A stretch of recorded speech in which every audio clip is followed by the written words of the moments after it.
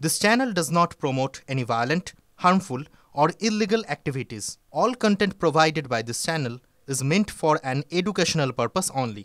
Top quality और consistent performance के लिए सिर्फ सिल्वर पंप्स नाम याद रखना। অভিযোগ উঠেছে তা অত্যন্ত গুরুতর।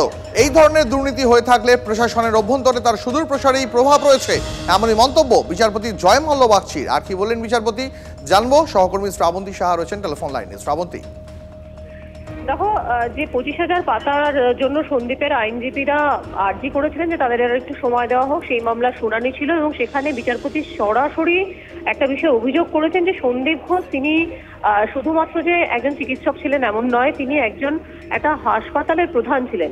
সেক্ষেত্রে সন্দীপ ঘোষ সহ বাকিদের বিরুদ্ধে যে অভিযোগ উঠেছে সেটা অত্যন্ত গুরুতর, কারণ এই ধরনের দুর্নীতি হয়ে থাকলে প্রশাসনের অভ্যন্তরে তার সুদূর প্রসারী প্রভাব আছে।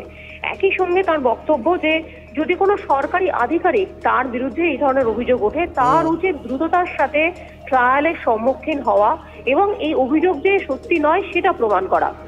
একেবারে মামলার শেষে তারা সন্দীপের আইনজীবীরা তারা রিকোয়েস্ট করেন এই পর্যবেক্ষণ যাতে মামলার মধ্যে সরাসরি প্রভাব ফেলতে পারে, তাই এই পর্যবেক্ষণ যাতে উইথড্র করা হয়।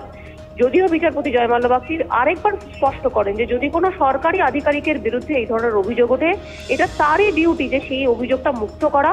একই সঙ্গে যদি কোনো অভিযুক্তকে না শোনা হয় সেই ব্যবস্থাও আদালত করবে।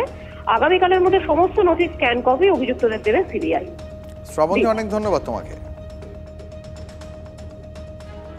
পরে খবরে আসি, দেউচা পাচামিতে কেউ বাইরে থেকে প্ররোচনা দিলে তাদের কথা শুনবেন না, খবর দেবেন প্রশাসনকে। এলাকার মানুষের কাছে আরজি SRDR চেয়ারম্যান অনুব্রত মণ্ডলের। এই মুহূর্তের আরও একটা বড় খবর জানিয়ে রাখি আপনাদের। দেউচা পাচামিতে কেউ বাইরে থেকে প্ররোচনা দিলে তাদের কথা শুনবেন না, খবর দেবেন প্রশাসনকে। এলাকার মানুষের কাছে আরজি SRDR চেয়ারম্যান অনুব্রত মণ্ডলের। সোমবার মোহাম্মদবাজার ব্লকের বাসিন্দাদের হাতে সংশোধিত জমির পাট্টা তুলে দেওয়া হয়। সেই কর্মসূচিতে যোগ দিয়েই অনুব্রত মণ্ডল এই মন্তব্য করেন। একই সঙ্গে কারো কথায় স্থানীয়দের বিভ্রান্ত না হওয়ার পরামর্শ দিয়েছেন কেষ্ট মণ্ডল। প্রায় 1 লক্ষের কর্মসংস্থান হবে বলেও এই সভা থেকে দাবি করেন অনুব্রত। কারো কথায় বিভ্রান্ত করবেন না।